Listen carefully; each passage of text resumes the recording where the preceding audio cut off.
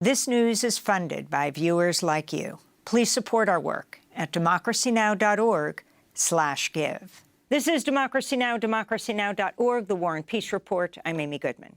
Nearly 7 months of constant bombardment, siege, and obstruction of aid deliveries have annihilated the healthcare system in Gaza. Last week, the Palestinian Health Ministry said around 600,000 Palestinians in the northern Gaza Strip no longer have access to any kind of health care.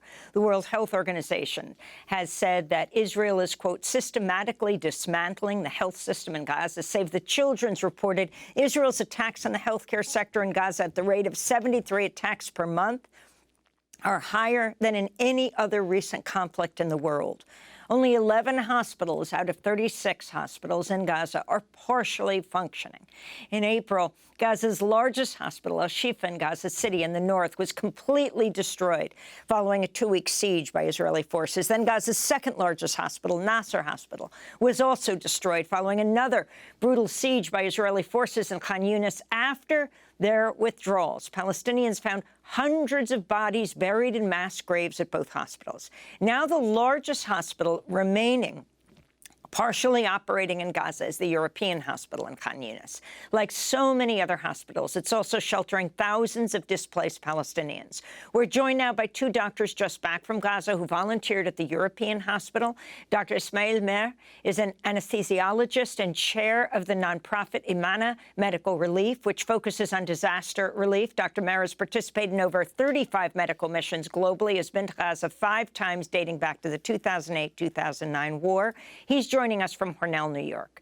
And joining us from Charlotte, North Carolina, is Dr. Azeem Elahi, a pulmonary and critical care physician who is part of the team of doctors volunteering at European Hospital with medical relief. Dr. Elahi has participated in several humanitarian medical mission trips to various parts of the world, was previously in Gaza in 2019.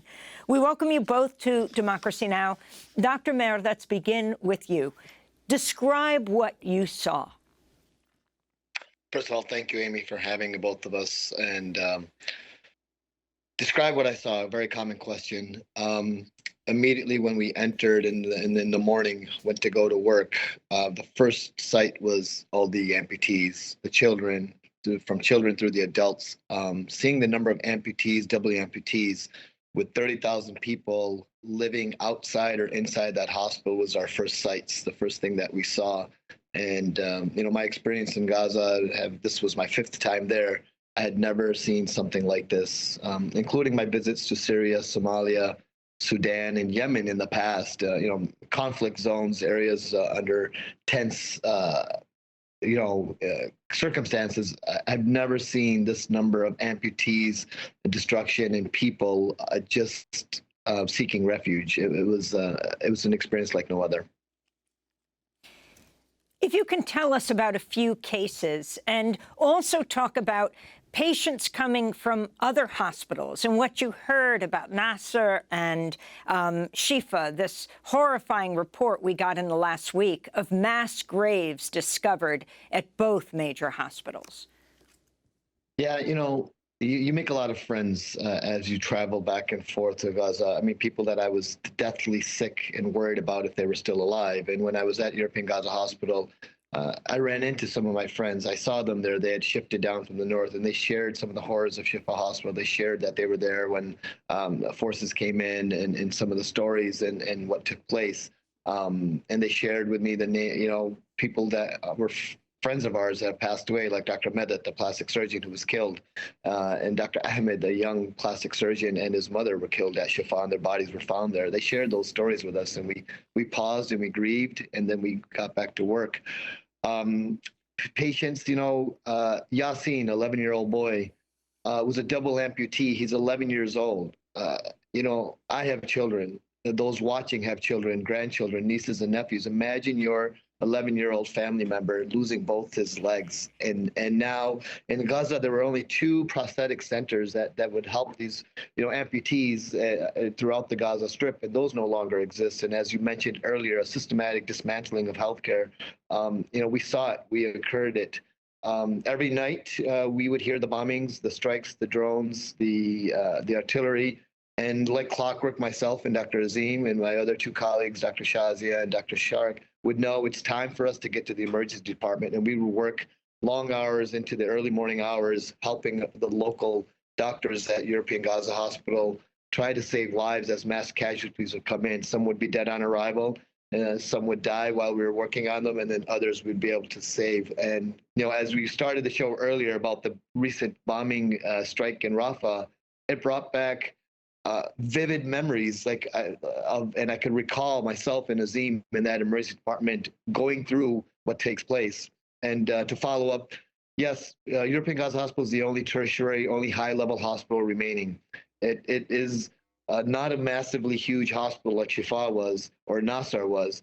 And now when strikes take place in other places, there is no place that can stabilize or take care of such mass casualties besides European Gaza Hospital. So from Rafah, they're brought to European Gaza Hospital, which is probably about 5 to 8 kilometers probably, and then receive care. So, this is life in Gaza as a healthcare worker right now, trying to deal with all this. This is a short video your team filmed of some of the children and people taking shelter inside European Hospital. Many of them have set up makeshift tents in the hallways.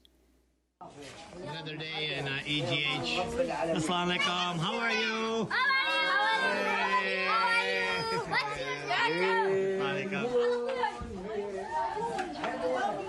These are people. They're living in the hospital.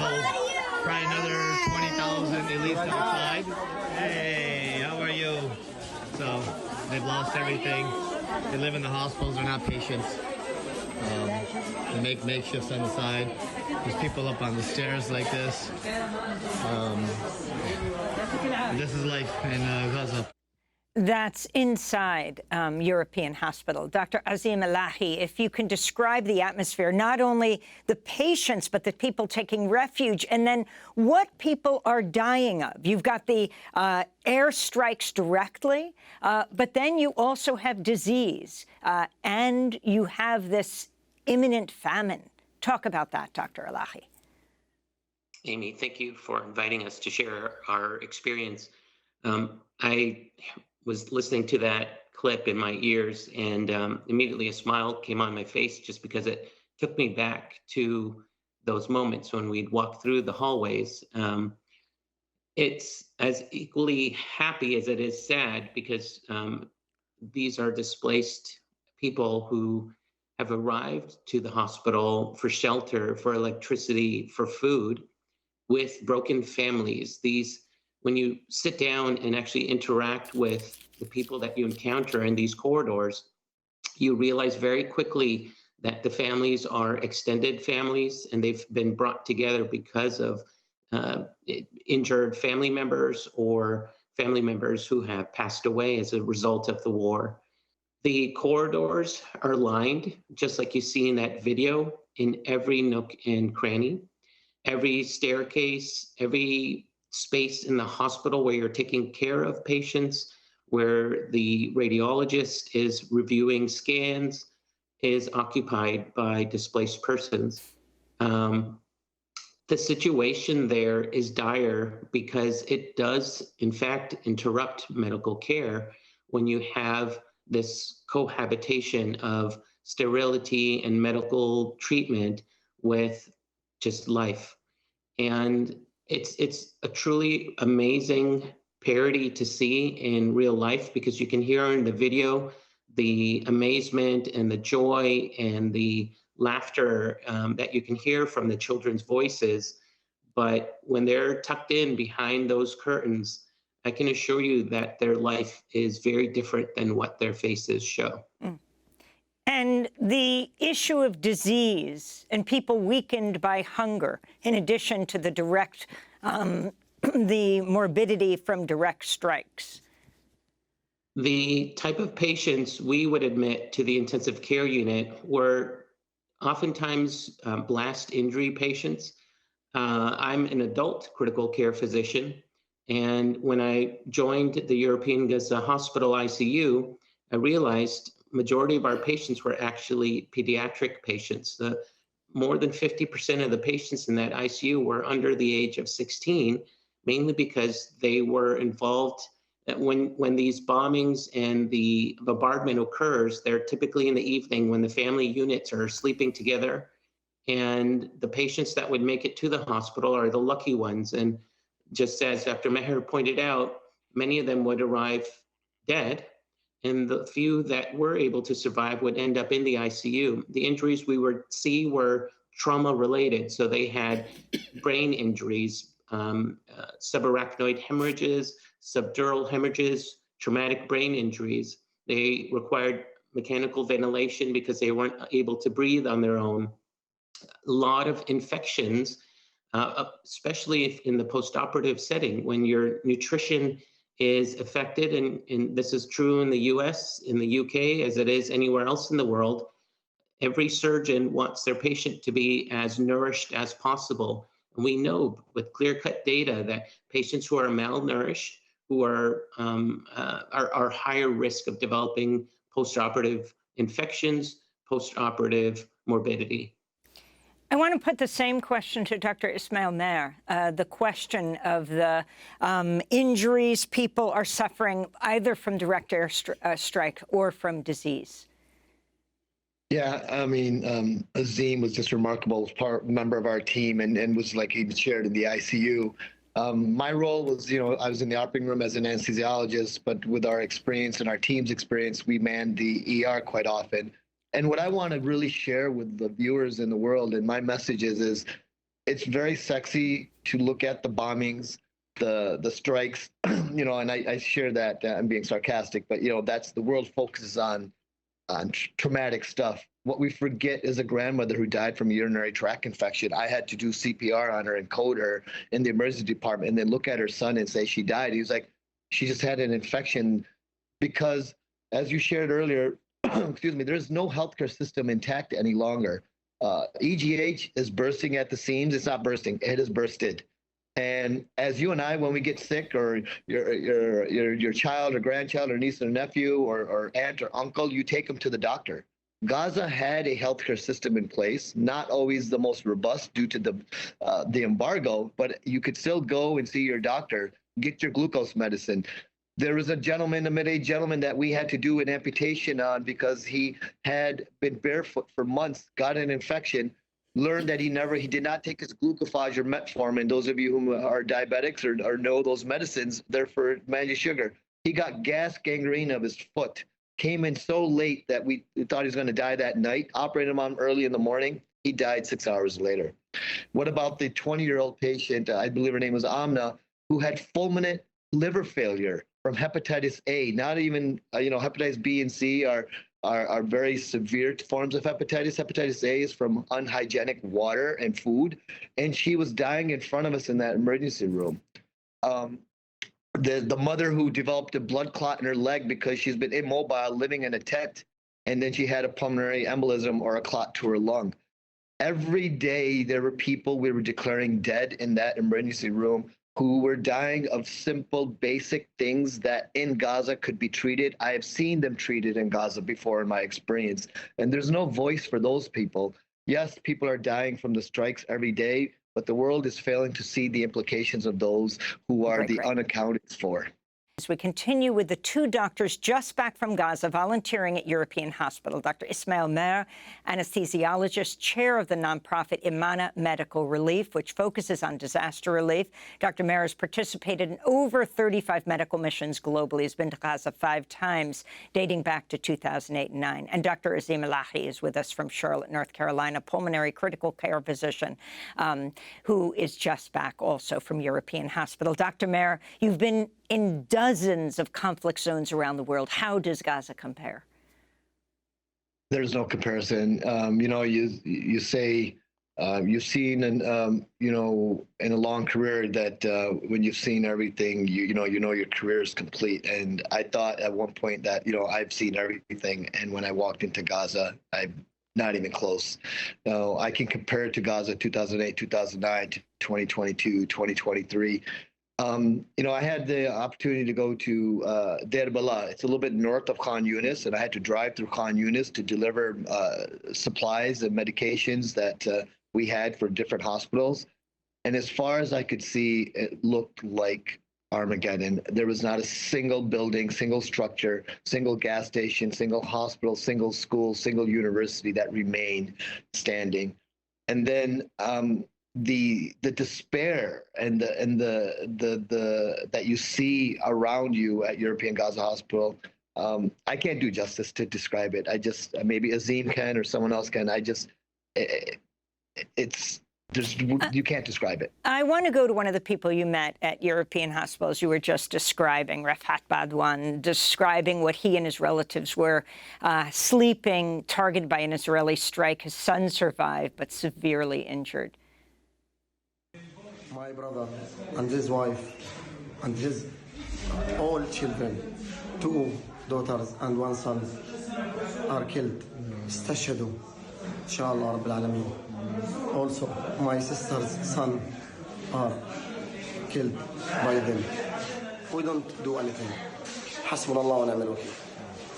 Our Gaza and all the health sector need your support. There is many injury and there is a shortage in medical supplies. We all need your help. That's Rafat Badwan, Dr. Mehr. If you can also talk about how Gaza has changed in the many times that you have been there back to 2008-9. Yeah, I think people fail to forget. Everyone thinks everything started October 7th. This has gone back to 75, 76 years, since 1948, and then Gaza specifically down back to the early 2000s with the embargo.